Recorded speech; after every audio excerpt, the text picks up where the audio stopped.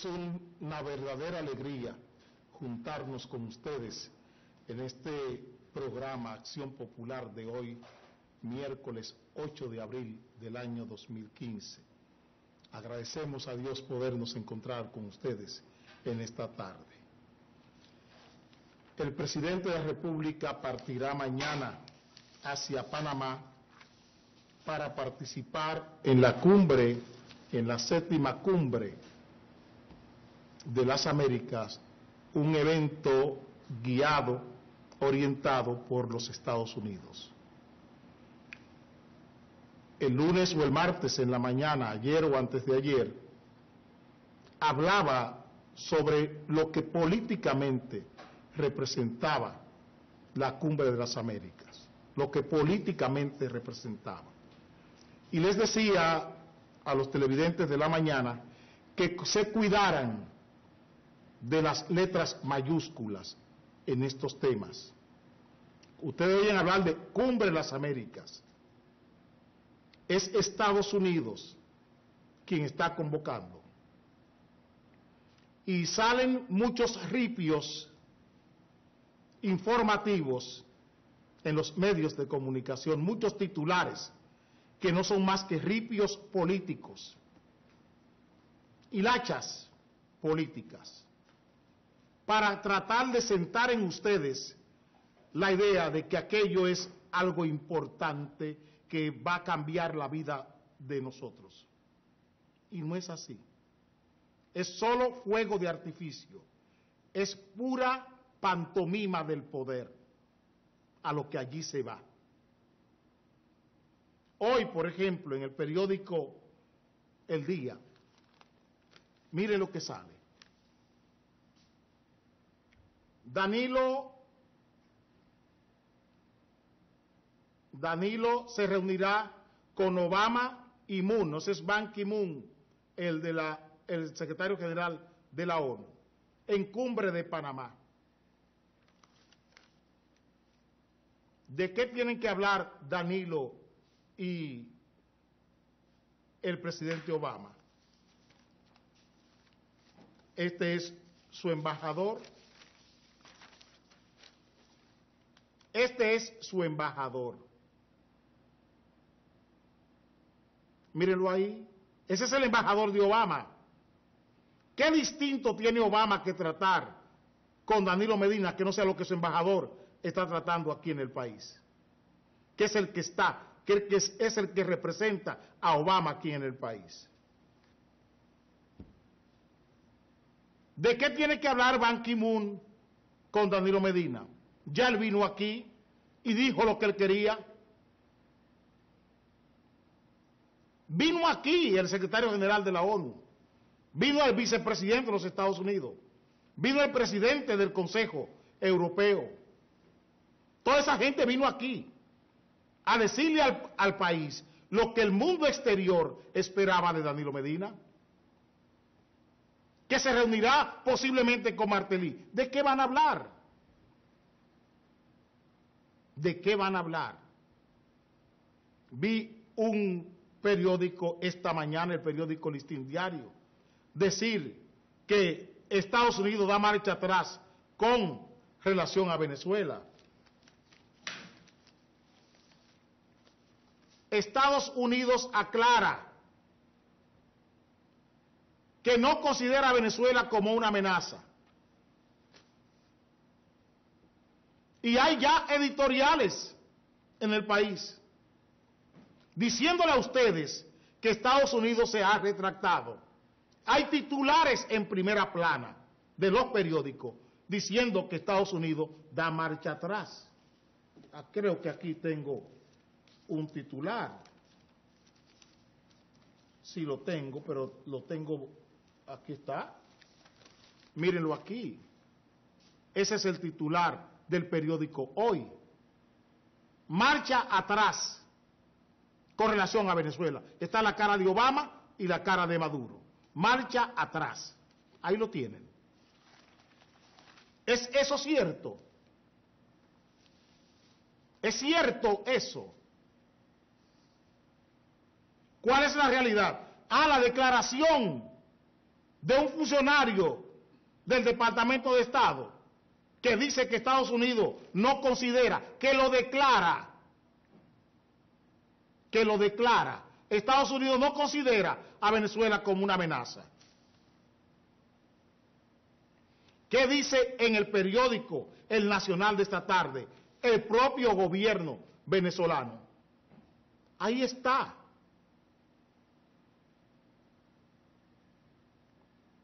¿Qué dice el gobierno venezolano?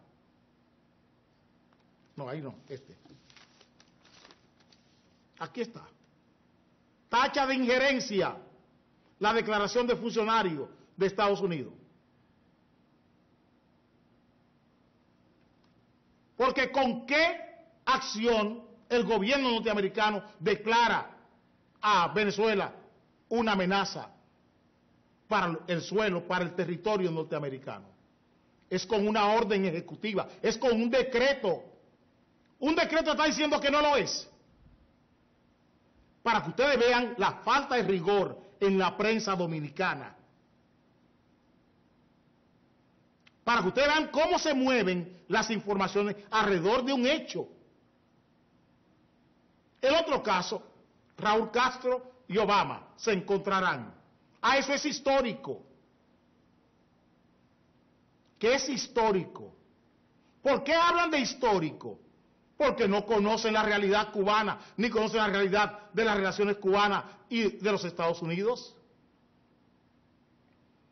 Es que el periodismo, la política latinoamericana, carece de capacidad. Los políticos dominicanos, ni los periodistas dominicanos, ni los directores de periódicos se han dedicado a estudiar la historia cubana, ni la historia norteamericana. Históricamente la relación de Estados Unidos y de Cuba ha sido así, no tirante, ha sido de cooperación,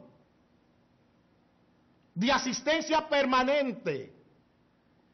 Pero quienes no conocen la historia cubana no saben que estos días se cumplen 120 años del inicio de la guerra por la independencia cubana, a manos de un dominicano llamado Máximo Gómez, después de que a final del marzo de 1895 se firmara en Montecristi el pacto, la declaración, el acuerdo de Montecristi entre José Martí y Máximo Gómez.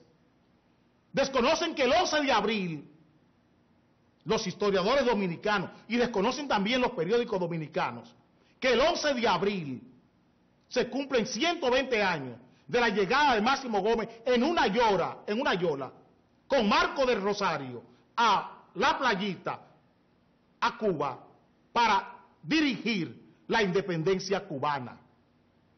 Esa independencia apoyada por los Estados Unidos de América contra el coloniaje español. Desconocen eso. Por eso hay tantos ditirambos, por eso hay tanta basura periodística tirada en los periódicos. ¿Dónde está lo histórico de un encuentro entre Barack Obama y Raúl Castro? ¿Qué significa eso para la realidad política cubana? ¿Qué significa eso para la realidad política cubana? La política no se mueve con gestos. La política no se mueve con símbolos, se mueve con acciones. La política se mueve con acciones, con hechos. La política no es suposición, es la realidad. No es espiritualismo la política es la realidad, los hechos. Son intereses los que se mueven. Son intereses quienes mandan en la política. Conveniencias es lo que manda en política. En política no mandan sentimientos ni emociones periodísticas. Ustedes ven que todas las casas noticiosas del país tienen hoy a personas allá para transmitir en vivo lo que ocurre. Un espectáculo. Y nada de eso es política. Todo lo que allí se le va a producir es drama del poder. Es drama del poder. Una nación superpoderosa que va a reiterar cuál ha sido su conducta desde el año 1776. Que va a reiterar su conducta de imperio y de democracia al mismo tiempo. Que sabe esa sociedad fundada por calvinistas, comerciantes, empresarios, industriales y agroempresarios, colonos, una sociedad calvinista, no luterana, calvinista, no que seguía a Zwinglio ni que seguía a Juan Hus, sino que seguía a Juan Calvino de la Reforma Protestante, una de las aristas de la Reforma Protestante. Esa Reforma Protestante contra el catolicismo tenía 4 ejes: Zwinglio, Juan Hus en Inglaterra, Juan Calvino y a Martín Lutero en Alemania. Cada versión de ese protestantismo tiene una expresión política, una forma de ver la política. Y quienes fundaron a los Estados Unidos eran calvinistas. Esos calvinistas que crearon esa nación venían del comercio, de la industria, eran ricos. Y esos ricos que venían de abajo no eran los ricos dominicanos que se han hecho ricos con el Tesoro Nacional. Crearon una nación sabiendo lo que el hombre, lo que la raza humana, lo que el ser humano hace en busca de riqueza y en busca del poder. No somos nosotros quienes les vamos a enseñar a Obama lo que hay que hacer. Obama tiene una precedencia. Obama tiene una precedencia. Y es bueno que lo entiendan los políticos dominicanos. Y que entiendan también los periodistas dominicanos. Que Estados Unidos tiene esa precedencia. Creado como país, creado como imperio y como democracia, por hombres y mujeres que saben muy bien cuál es su papel. Saben qué hay que hacer para buscar riqueza y qué hay que hacer para buscar el poder. Y ellos están contestes de que los países latinoamericanos, de que los líderes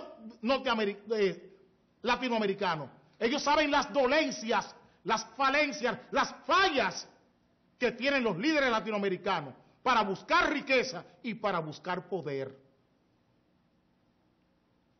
Por eso es que saben decirle a Venezuela, con un decreto, ustedes son una amenaza para nuestro país, y mandan a cualquier funcionario a dar una declaración y permanecen inconmovible el decreto.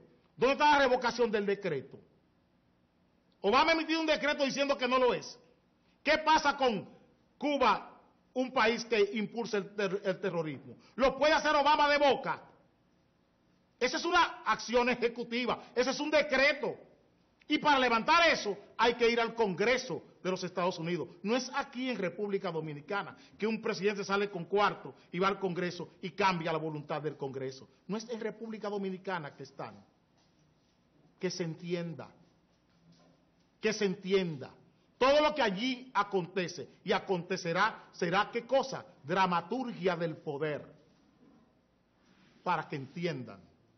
Y no se dejen embaucar ni confundir con periódicos y periodistas que están allí para justificar mañana las nefastas decisiones que tomará en suelo dominicano el presidente Danilo Medina.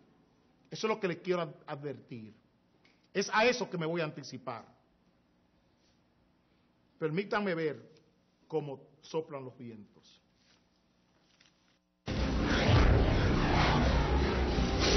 A Santiago de los Caballeros, que dijo a Hermanas Miramar, que dijo el Distrito Nacional, San Cristóbal, Peravia, Asua, Barahona, San Juan, Pedernales, Elías Piña, el país entero ha dicho: yo he sido y soy un soldado del Partido de la Liberación Dominicana.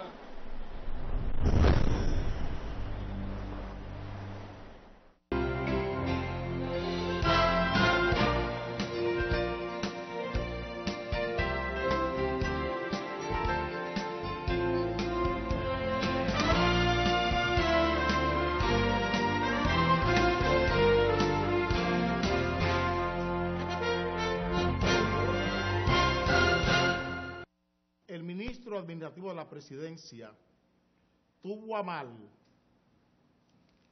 hablar de salarios. Tuvo a mal el ministro administrativo de la presidencia de hablar de alzas salariales. Dice que espera que en poco tiempo el empresariado aumente los sueldos. Dijo que espera que en poco tiempo el sector privado aumente los sueldos. Las centrales sindicales llevan meses esperando una reunión para que haya un alza salarial. Meses llevan las centrales sindicales. En esta mesa hemos hablado en los últimos 4 meses del tema salarial. Y se despacha el ministro administrativo de la presidencia hablando del alza salarial en el sector privado. Las MIPYMES, las empresas, las pequeñas, medianas y microempresas, están preocupadas por el pasivo laboral que tiene este país. Las pequeñas, medianas y microempresas están preocupadas por el pasivo laboral que esta nación tiene. Dentro de ese objeto salarial, desde la política, dentro de ese contexto salarial, desde la política, tenemos unos mensajes contradictorios. Los jueces del Tribunal Electoral y los jueces del Tribunal Constitucional se subieron los sueldos bajo el alegato de indexación por inflación. Bajo el alegato de indexar los sueldos por inflación, el Tribunal Constitucional y el Tribunal Electoral, los jueces decidieron subirse sus sueldos. El alegato jurídico no es el tema nuestro. Nosotros vamos a hacer un alegato ético. Vamos a hacer un alegato ético. El bien hacer, el aumento de sueldo. ¿Son ellos empleados públicos? Preguntamos. ¿Son los jueces del Tribunal Constitucional empleados públicos? ¿Son los jueces del Tribunal Electoral empleados públicos? ¿Cómo se pueden indexar los sueldos los jueces por inflación y los empleados públicos no tienen indexación por inflación? No voy a entrar en el juego de la ley orgánica del Tribunal Electoral ni en el juego de la ley orgánica del Tribunal Constitucional. Voy a entrar en lo que es ético. Vamos a discutir éticamente estos aumentos. Hay aumento, hay justificación para aumentar los sueldos de los jueces por indexación, a partir de la inflación. Sí. ¿Por qué no se toman esos mismos parámetros para todos los empleados públicos? Para los pensionados de la administración pública. ¿Por qué no esa ley no tiene distributividad a nivel de empleado público? La justicia tiene que ser distributiva. La justicia, lo que es justo, tiene que ser distributivo. Lo que es justo. Si un empleado público que se llama juez del Tribunal Constitucional se ha subido el sueldo por indexación, el mensajero, el conserje de una escuela, merece lo mismo. Merece lo mismo. Si el gobernador del Banco Central, el superintendente de bancos, el administrador del Banco de Reservas, el administrador del Banco Nacional de la Vivienda, tiene derecho a subirse el sueldo por indexación, un empleado, un guardia, un policía, un raso de la policía, un raso del ejército, tiene el mismo derecho porque son empleados iguales al servicio público del mismo Estado. El que recoge la basura en un ayuntamiento merece también la misma indexación, porque a todos le toca la inflación por igual. Si el ministro administrativo de la presidencia quiere alzas salariales en el sector privado, que mire lo que él es. ¿Dónde están las alzas salariales del sector público? De todo el sector público. El propio presidente de la República ha dicho y ha redicho que con 10,000 pesos nadie puede vivir.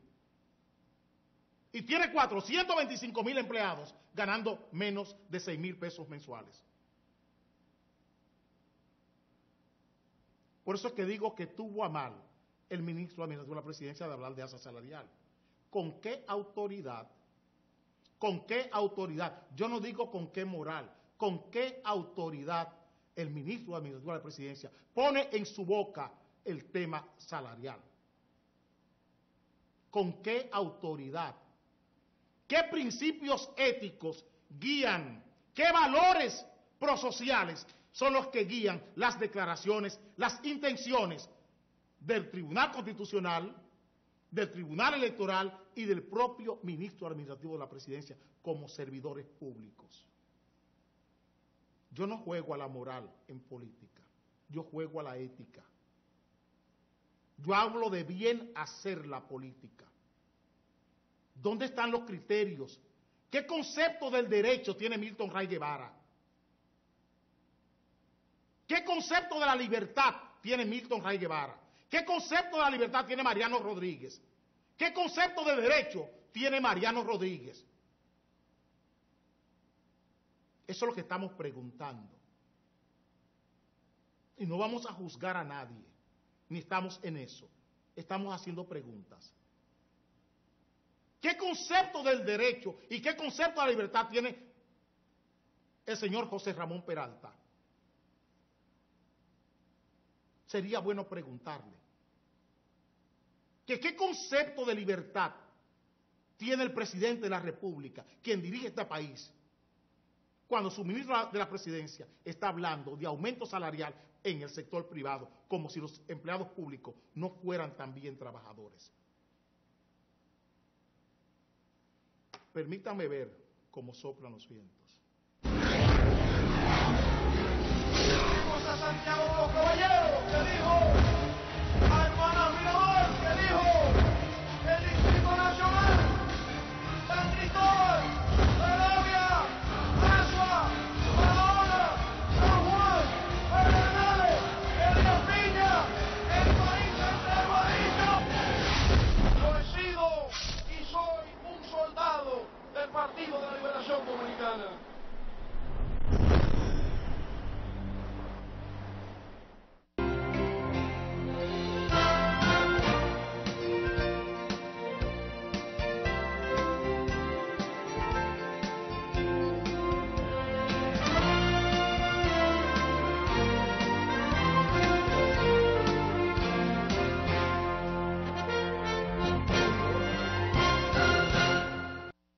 El padre Fray Santiago Batista, quien fuera el párroco de la Iglesia de las Mercedes, le vi ayer dando unas declaraciones y él hasta soto se reía. Y me encantó la carcajada del padre Santiago Batista. Me encantó, porque fue bien picaresca la risa del Fray Santiago. Y él decía esto: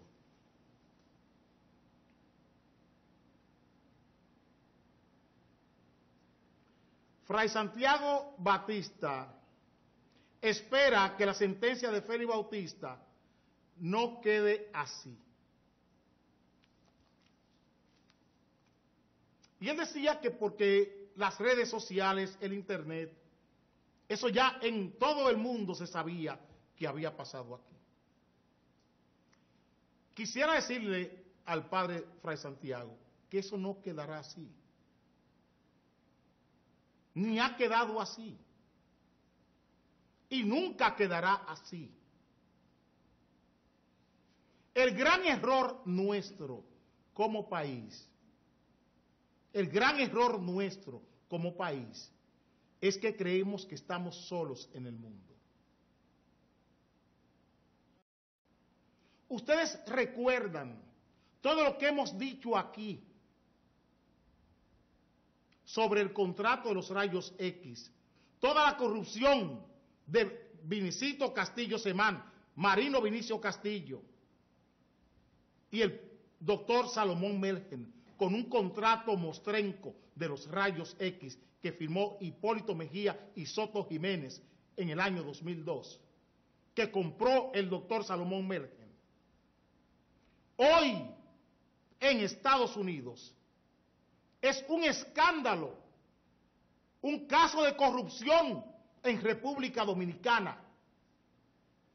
Ha llevado a un senador norteamericano a un jurado federal. Repito, un caso de corrupción en República Dominicana ha llevado al banquillo de los acusados a un jurado federal, a un senador de los Estados Unidos y a un médico dominicano que ejerce en los Estados Unidos. La corrupción dominicana ha contaminado a un senador de los Estados Unidos. Repito, la corrupción de la familia Castillo y del doctor Salomón Melgen, de Vincho Castillo, Vinicito Castillo Semán y el doctor Salomón Melgen, ha llevado a un jurado federal a un senador de los Estados Unidos. Ojo, la corrupción política en República Dominicana a favor de una empresa, de un médico dominicano radicado en Miami, el tráfico de influencia, el cohecho de gente ligado al partido de gobierno en República Dominicana, el tráfico de influencia de ese senador con un contrato de un médico dominicano ligado a la familia Castillo, ha llevado a un senador de los Estados Unidos a un jurado federal. ¿Entienden lo que estoy diciendo? El senador no es el dueño del contrato. Va por alusión a un jurado federal.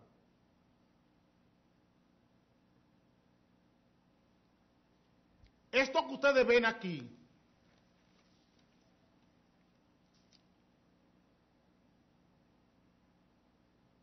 embajador de Estados Unidos visita a Domínguez Brito y tratan corrupción, droga, sicariato y procesos judiciales.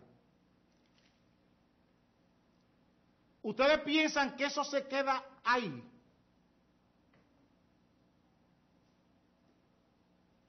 Cuando el diablo no tiene que hacer, con el rabo mata moscas. Repito, cuando el diablo no tiene que hacer, con el rabo mata moscas.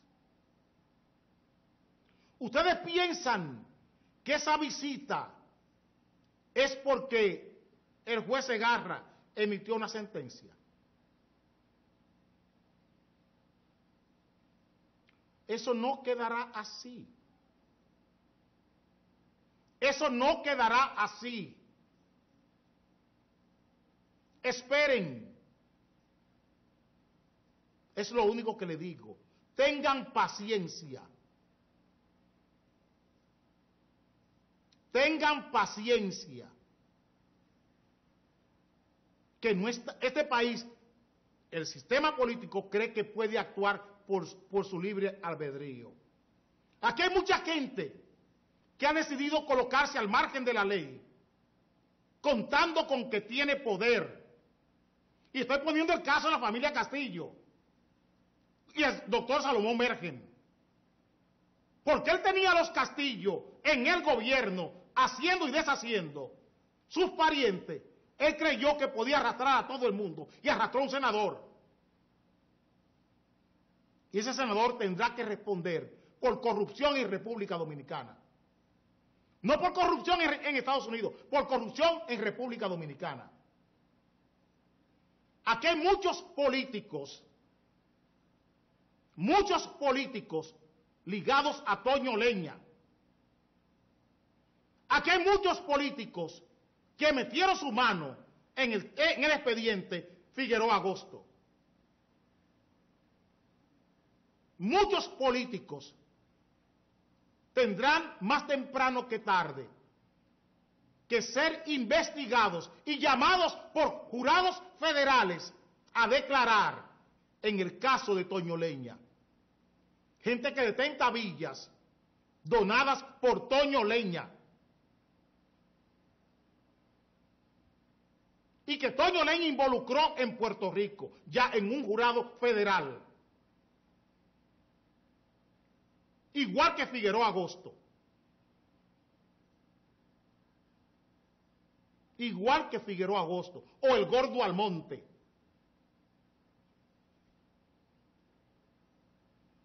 Estamos hablando muy claro. A esta novela le faltan capítulos. A esta novela le faltan capítulos. Y hay gentes que no se encontrarán con el juez Moscoso Segarra. Que por sus hechos no se encontrarán con el juez Moscoso Segarra. Es posible que tengan que encontrarse con un jurado federal igual que el senador Bob Menéndez. Es un senador del Partido del Poder en Estados Unidos. Ojo, es un senador del Partido del Poder en los Estados Unidos, el senador Bob Menéndez. Es un senador demócrata y es su propio fiscal el que les está sometiendo a un jurado federal. ¿Entienden? Permítanme cambiar de tema, dejándole a una persona que ha salido de vacaciones, pero por la presión de ustedes tengo que ponerle a Chucky la Llorona. Una producción de la industria cinematográfica nacional.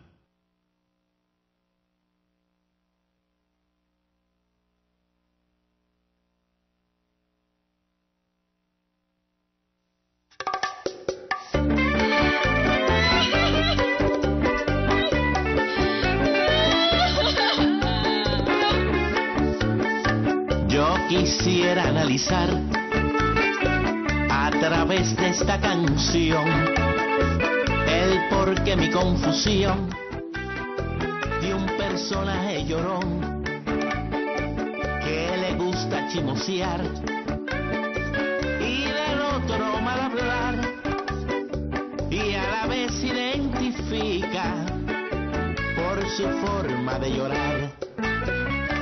Todo el hombre que maldito le fascina fantamear, lleva una pena por dentro y la refleja al gritar. Chucky, la Llorona, Chucky, bla bla bla.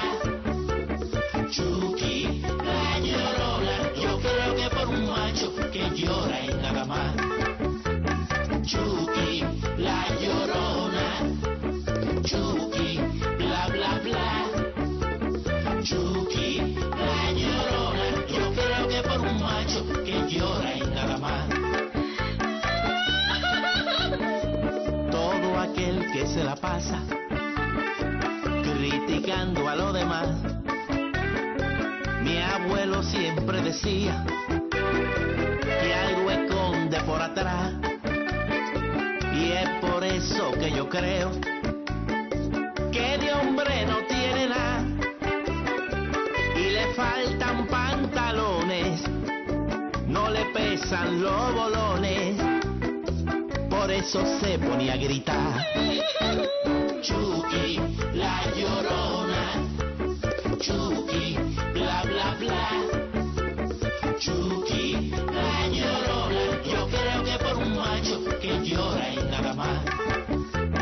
Chucky, la llorona, Chucky, bla bla bla.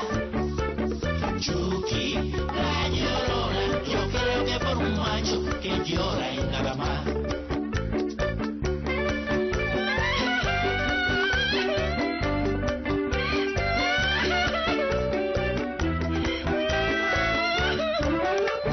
Chucky, la llorona, se te ve claro el refajo cuando comienza a gritar, ¡ay Dios! Chucky, la llorona, en la boda la mujer es que le coge con llorar y entonces bebé. Chucky, la llorona, si tú no tienes oficio, entonces vete a fregar, chula. Chucky, la llorona, pregúntale a Ricky Martin cómo salir de donde estás. Chucky, la llorona, Chucky, bla bla bla. Chucky, la llorona, yo creo que por un macho que llora y nada más. Chucky, la llorona, Chucky, bla bla bla. Chucky, la llorona, yo creo que por un macho que llora y nada más.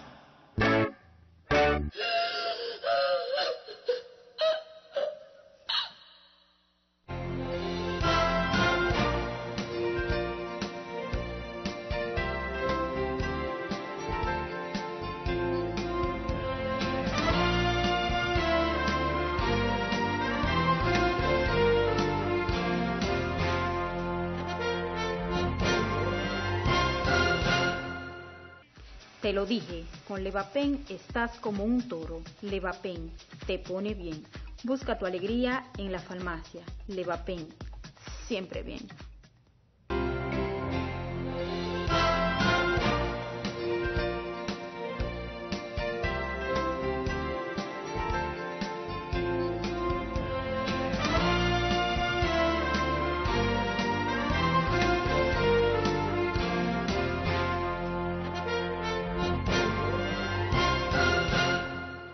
El presidente de la República acaba de someter al Congreso un préstamo por 656 millones de dólares para las plantas a carbón. Ahí está. Ha tenido la crítica este préstamo del diputado Ito Bisonó y el beneplácito del senador Félix Nova de Bonao, o sea, de Monseñor Noel. Ahí están. Ito Bisonó está criticando el préstamo por la carrera de endeudamiento irresponsable que lleva el gobierno, y el otro, el senador, está hablando de los beneficios de la planta a carbón. ¿Por qué el gobierno está buscando este financiamiento en Brasil? ¿Por qué no lo busca en Estados Unidos ni en Europa, ni con un organismo de financiamiento internacional como el BID o el Banco Mundial? Porque nadie presta para plantas a carbón. Y van a Brasil a buscar este préstamo en un banco corrupto, donde la empresa Odebrecht, otra empresa corrupta, un banco corrompido brasileño, es quien está financiando 656 millones de dólares para el gobierno dominicano, para una empresa corrupta que se llama Odebrecht. Para una empresa criminal que se llama Odebrecht, el gobierno está buscando en una empresa socia, un banco socio de Odebrecht, un banco criminal brasileño, está buscando el gobierno 656 millones de dólares. Repito, el gobierno de Danilo Medina está endeudando el país con un banco corrupto brasileño para financiar una obra que está realizando en República Dominicana una empresa corrupta brasileña llamada Odebrecht, con su socio Manuel Estrella, con su socio corrupto, Manuel Estrella, para una empresa, para un proyecto corrompido con más de 700 millones de dólares. Las plantas a carbón de Punta Catalina. Hito Bisonó se opone a préstamo, pero su partido apoyó ese préstamo. Hito, miren qué relajo.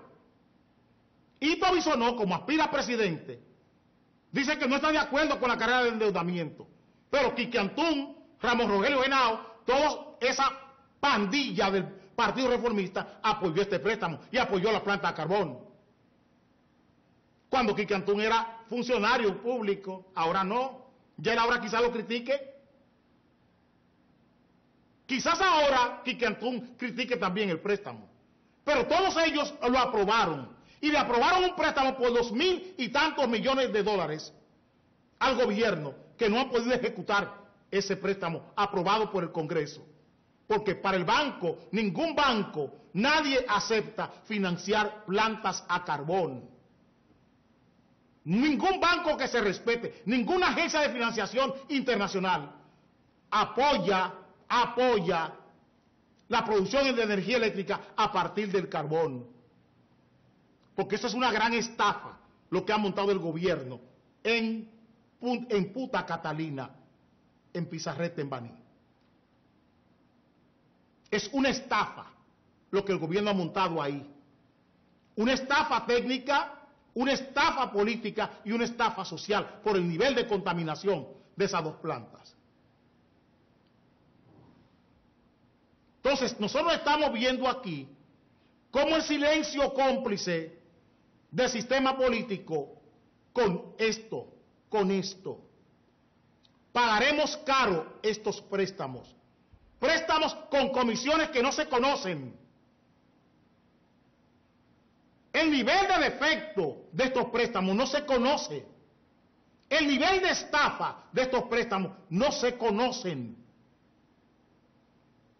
Y el partido de gobierno está aprobando estas estafas. Estos no son préstamos cualquiera, son estafas, son robos.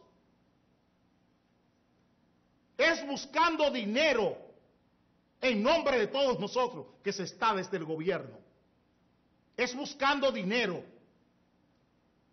Dinero en comisiones para conseguir los préstamos, dinero en comisiones para desembolso, eso es lo que hay. Aparte de que el mismo proyecto tiene un sobrecosto de más de 750 millones de dólares. Ese contrato corrupto, en ese contrato corrupto se distraerán más de 750 millones de dólares en ese contrato corrupto. Aparte de que tampoco resolverá el problema. Con ese dinero, se hubieran podido construir 2 plantas a gas natural que produjeran, con ese dinero, 2 plantas a gas natural que produjeran 2.000 megavatios. Con ese dinero que se gastará ahí, con menos contaminación. Y hubiéramos tenido 1.000 y tantos megavatios más con el dinero que se va a gastar ahí para producir 734 megavatios. Y les he dicho que vengan aquí para que lo discutamos. Porque con 1.000 millones de dólares se pueden conseguir cerca de 800 megavatios con 1.000 millones de dólares a gas natural. A gas natural. Y se gastarán 2.200, 2.300 millones de dólares en ese proyecto. Y tendremos 730 megavatios contaminando a toda el área, desde Baní a todo lo que tiene que ver desde Catalina, donde está, hasta Asua.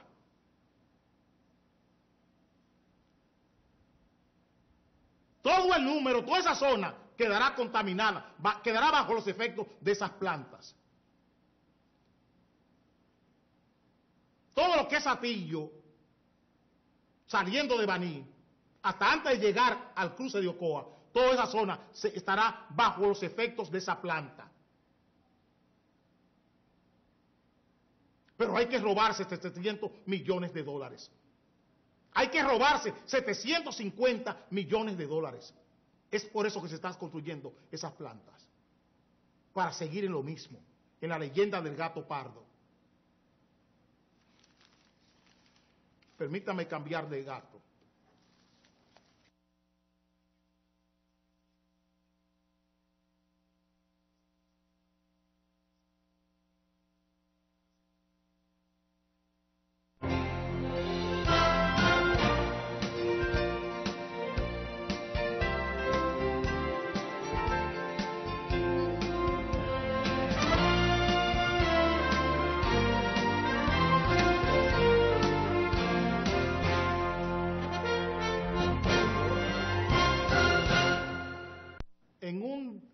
En una sección o un distrito municipal de la provincia de Santiago, llamado Baitoa, en el cementerio de Baitoa apareció el cadáver de una anciana momificado. Eso apareció en Baitoa. Hoy,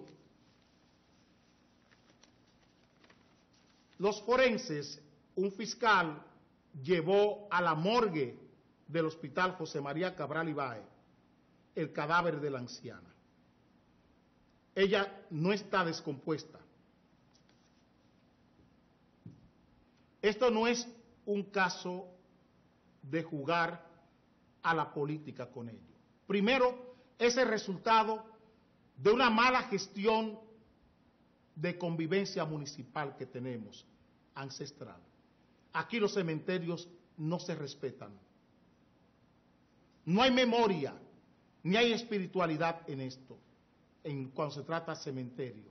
Los ayuntamientos no respetan ni la memoria ni la espiritualidad de un cementerio.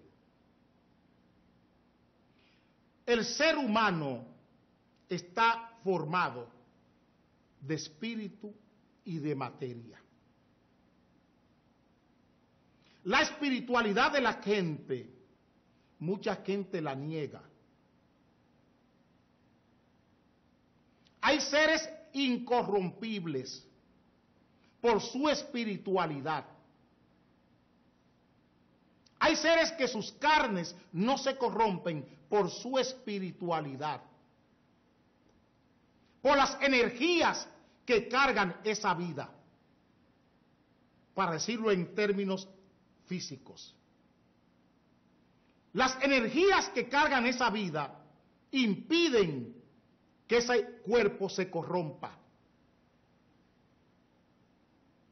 Eso no es para jugar con ello y llevarla a una morgue de un hospital y jugar a ciencias forenses con ese cadáver.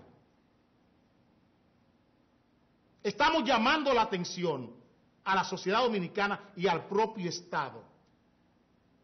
Estas no son cosas que se manejan de esa forma. En otro país donde hay verdaderas ciencias forenses, el tratamiento para este cuerpo que no se ha descompuesto no es este. Esto es objeto de estudios a profundidad, estudios científicos verdaderos. Aquí lo que está demostrando esta momia, como le llaman, es el doble sentido que tiene la vida. Ese sentido material y ese sentido espiritual. Lo que está presente aquí es el reto humano del conocimiento. Es lo que está planteado en este caso. Es el reto humano de lo que significa el conocimiento del ser humano, del sentido que tiene la vida, esa espiritualidad que la vida tiene, ese maximalismo divino que está en cada ser y ese maximalismo humano que también está en cada ser, que conviven en cada ser. La vida es energía. La vida es energía.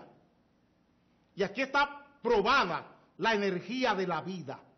El valor energético, la composición energética que tiene la vida. Por eso pedimos respeto por esa momia, como le llaman, por esa vida. Lo que pasa es que lo que no conocemos le ponemos apodos. De lo que no sabemos le ponemos un apodo para faltarle respeto. Hay un irrespeto por la muerte. Hay un irrespeto por la vida. Si matamos gente como quiera y no pasa nada. Y podemos coger una tumba y depredarla, como se hace aquí en los cementerios. Ahora nos encontramos con la realidad de la vida. Y estamos todos sorprendidos. Y estamos hablando de esto. Esto es un misterio. Son de los misterios que tiene la vida. Y como no tenemos respuesta para esto, entonces comenzamos a jugar con eso. A distraer la atención de la realidad. Ojalá los familiares de esta señora supieran el valor que eso tiene. Ojalá las autoridades dominicanas supieran el valor científico, el valor espiritual que eso tiene. Ojalá lo supieran. Pero hay cristales, hay lentes que no son para todos los seres humanos. No todos vemos las cosas de manera igual. Y es lo que no queremos entender en esta vida. Es como el Alka-Seltzer, que todo el mundo sabe que sí alivia, pero nadie sabe cómo alivia.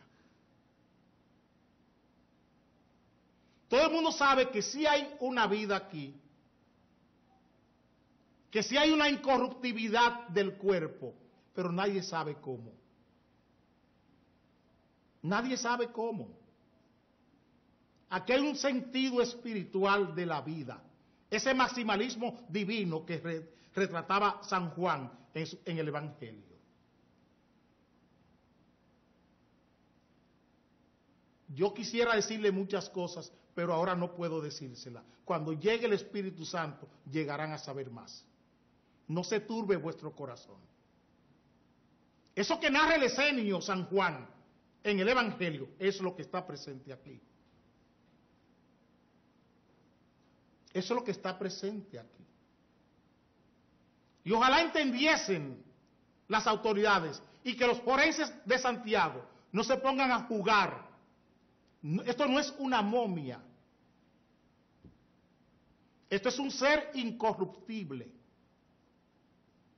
Esto es ser. Esto es ser. Eso no es cuerpo, eso es ser. Nos veremos mañana a las 7 de la mañana. No es un alarde, pero nos veremos mañana.